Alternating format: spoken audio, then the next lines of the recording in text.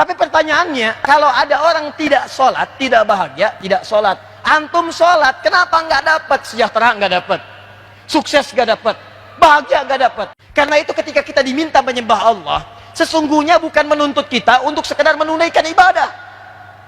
Allah tidak butuh dengan sholat kita. Sebanten tidak sholat, tidak akan menurunkan status Allah sebagai Tuhan. Tapi yang paling menarik, kenapa kita diminta sholat? Hayya 'alas shalah. Kata Allah, hayya 'alal falah. Hei, yang belum bahagia, saya kasih. Yang pengen sukses, saya berikan. Yang pengen sejahtera, falah, saya berikan. Tapi pertanyaannya, kalau ada orang tidak sholat, tidak bahagia, tidak sholat. Antum sholat, kenapa nggak dapat? Sejahtera nggak dapat, sukses nggak dapat, bahagia nggak dapat.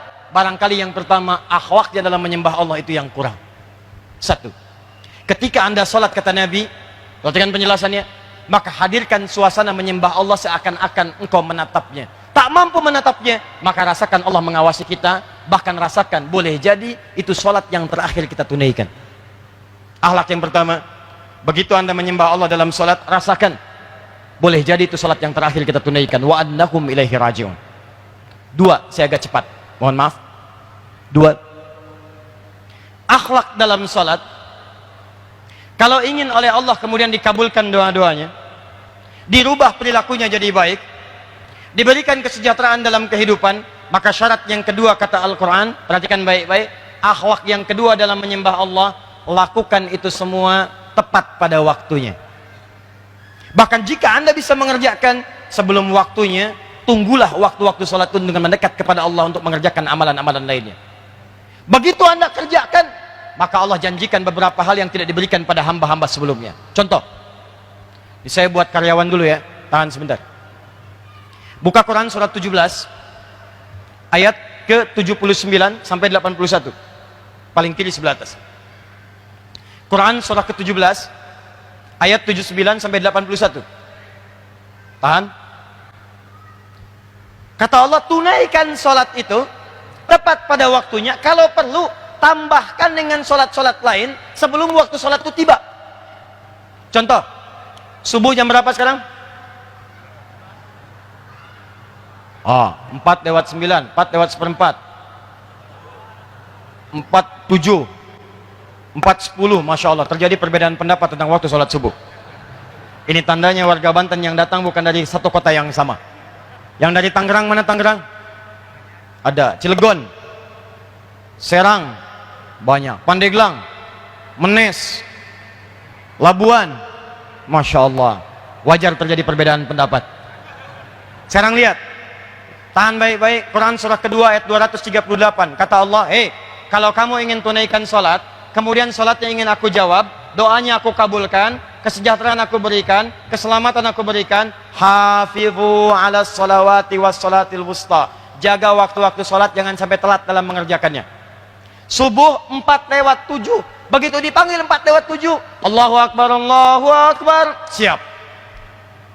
Begitu anda siap kerjakan, maka Allah janjikan di ayat lain, begitu anda tunaikan, saya berikan kemudahan-kemudahan dalam mendapatkan apa yang anda inginkan. Contoh, apa dalilnya Ustaz? Buka Quran surah ke-65 di akhir ayat kedua, di awal ayat ketiga. Wa may yattaqillaha yaj'al lahu makhraja wa yarzuqhu min haitsu la yahtasib. Siapa yang bisa meningkatkan takwanya dekat dengan Allah, maka saya janjikan, kata Allah, semua urusan-urusan dunia akhiratnya saya mudahkan. Di keluarga kalau ada masalah, saya mudahkan. Di kantor kalau ada masalah, saya mudahkan. Hidup di masyarakat kalau ada masalah, saya mudahkan. Wa yarzuqhu min haitsu la yahtasib. Bahkan rezekinya pun saya datangkan dari sisi yang tidak dia duga. Rumusnya, tingkatkan takwa, saya mudahkan hidupmu. Bukan nggak punya masalah, saat akan punya masalah diringankan oleh Allah Subhanahu wa taala. Sekarang pertanyaannya, ya Allah, bagaimana cara kami meningkatkan takwa? Disebutkan 115 cara dalam Al-Quran. 115 cara ini, cara pertamanya Al-Baqarah ayat 2 dan 3. Ketika Allah menyebutkan kalimat takwa pertama, amalannya sholat. Dzalikal kitabu la raiba fi hudal lil. Siapa mutakin di situ? Alladzina yu'minuna bil ghaib wa yuqimunas. Mereka menunaikan salat. Kapan menunaikan salat? Hafidhu 'alas shalawat. Jaga salat, tunaikan sesuai dengan tepat waktunya. Di begitu azan berkumandang, Allahu Akbar, Allahu Akbar, Anda siap. Yang hebat, nih yang hebat. Sebelum adzan berkumandang, Anda sudah siap-siap. Adzan subuh jam 4:07, jam 3 Anda sudah bangun. Ada yang zikir, ada yang salawat, ada yang tahajud. Kalau ada orang seperti itu, apa yang dijanjikan oleh Allah? Nih lihat baik-baik ya, ini janji Allah. Kalau ada hidayat yang berjanji, Anda boleh tinggalkan. Tapi kalau Allah yang berjanji, mustahil diingkari. Kata Allah, kalau ada orang mengerjakan amalan sebelum tiba dipanggil, apalagi dia bangun tahajud sebelum subuh, saya berikan 4 kemuliaan yang tidak pernah saya berikan pada orang selainnya. Subuh 4:07, Anda bangun jam 3, tahajud, istighfar, Anda dijamin oleh Allah saya berikan 4 keistimewaan yang tidak saya berikan walaupun kepada orang yang sholat tepat waktu, sholatnya khusyuk, tapi nggak tahajud, nggak akan dikasih oleh Allah 4 hal ini. 1, lihat ini. Dan amalan ini nggak pernah ditinggalkan oleh para sahabat, baik yang birokrat, baik yang diplomat, juga para pengusaha. Perhatikan amalannya. Wa minal laili fatahajjad bi. Di antara sementara malam sebelum subuh bangun, tunaikan tahajud. Kalau Anda tunaikan tahajud, saya berikan 4 hal kata Allah. 1. Asa ayyab'atsaka rabbuka maqaman mahmuda.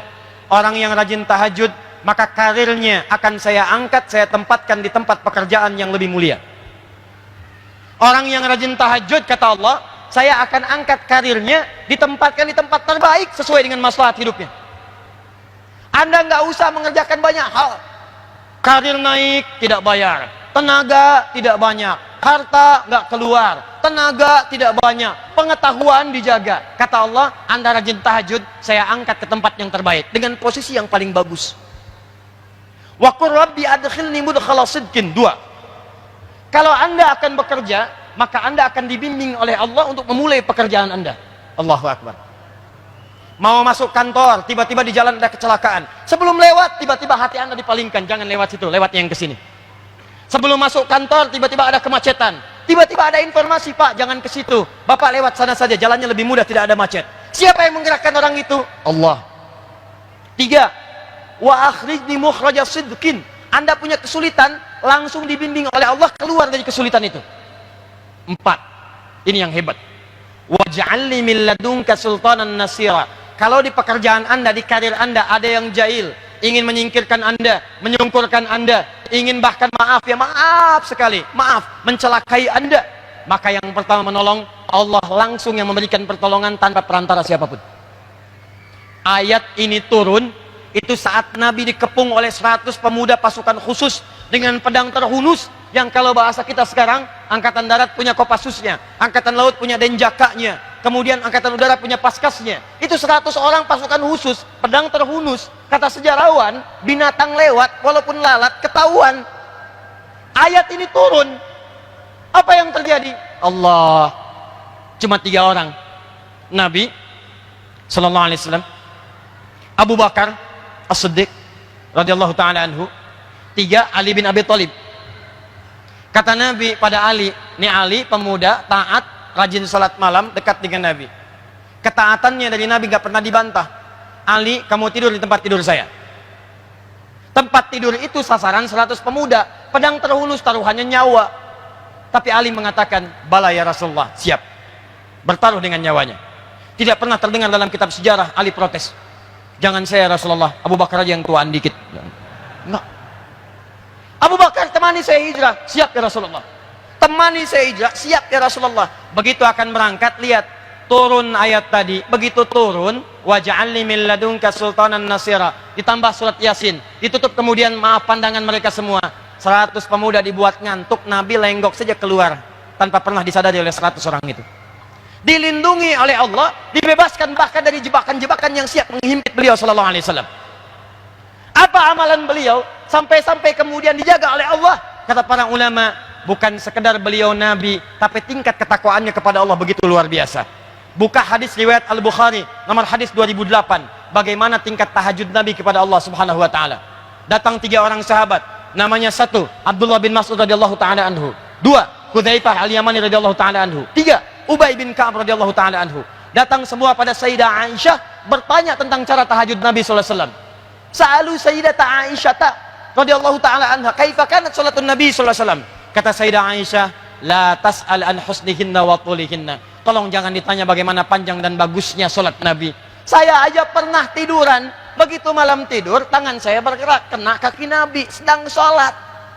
Tuh Anda bayangkan. Ini pemimpin, kalau sodako 100 unta, kalau infak tak terkira, kalau emas segera dibagi, di riwayatnya bahkan di riwayat sahabat Ibnu Abbas, Nabi itu kalau sodako nggak terkalahkan oleh sahabat-sahabat yang lainnya.